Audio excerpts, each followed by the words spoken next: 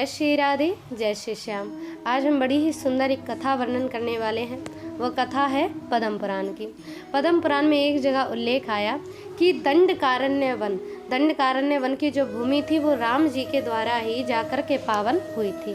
तो ऐसा क्या कारण था कि दंडकारण्य वन को क्या श्राप लगा था, जिस कारण से उस वन में बज्र भूमि का निवास हो गया था।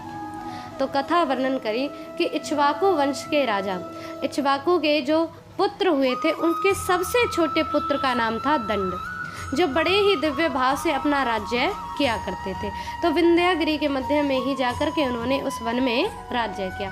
दंडकारण्य वन का जो क्षेत्र था वो दंड के हाथों में इक्ष्वाकु ने दे दिया और कहा कि अब से तुम इसी राज्य में जाकर के राज करना।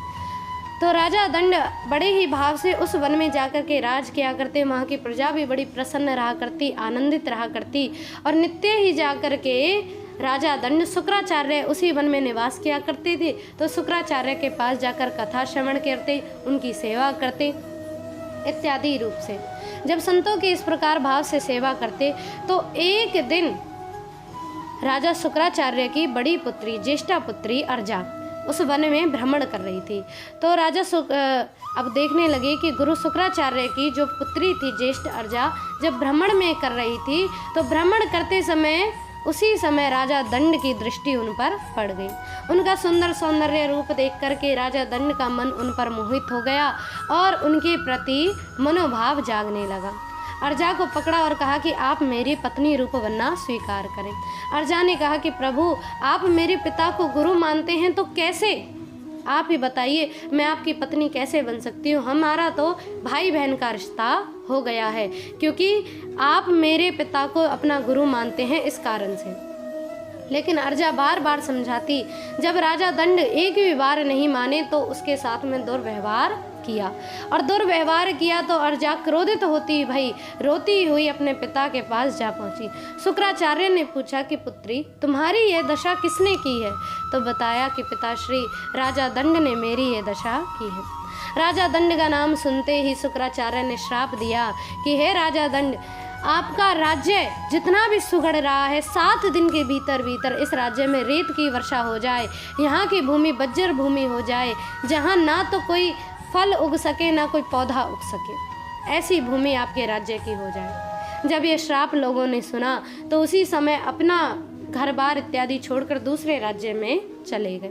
और इधर राजा दंड शुक्राचार्य के पास आए और बोले, प्रभु, मेरी गलती की सजा आपने इस राज्य को क्यों दी, इस प्रजा को क्यों दी, ये क्यों अपना घर छोड़ कर गए हैं? अब शुक्राचार्य से बार बार प्रार्थना करने लगे कि प्रभु, अब इस भूमि का कोई तो निवारण हो। ये तो इतना सुंदर वन था और इस इतने सुंदर सगुण वन को आप ही बताइए, ये बज्जर भूमि किस कारण से बना रह सकता है? तो शुक्राचार्य ने कहा कि जब आप ही के वंश में प्रभु श्री राम अवतार लेंगे और वो भ्रमण करते हुए वन में जब निवास करते हुए इस दंडकारण्य वन में आप पहुँचेंगे, तब उनके चरण पड़ते ही ये भूमि पवित्र और पावन हो जाएगी। तब से ये श्राप लगा दंडकारण्य वन को और इसी कारण से प्रभु श्री राम जी दंडकारण्य वन में गए थे। उन्हीं के चरण पड़ते ही दंडकारण्य वन दोबारा से पूर्ण रूप से पावन, पूर्ण रूप से पवित्र हो गया, जहाँ हर एक वृक्ष की उत्पत्ति होने लगी, हर एक फल फूल की उत्पत्ति होने लगी।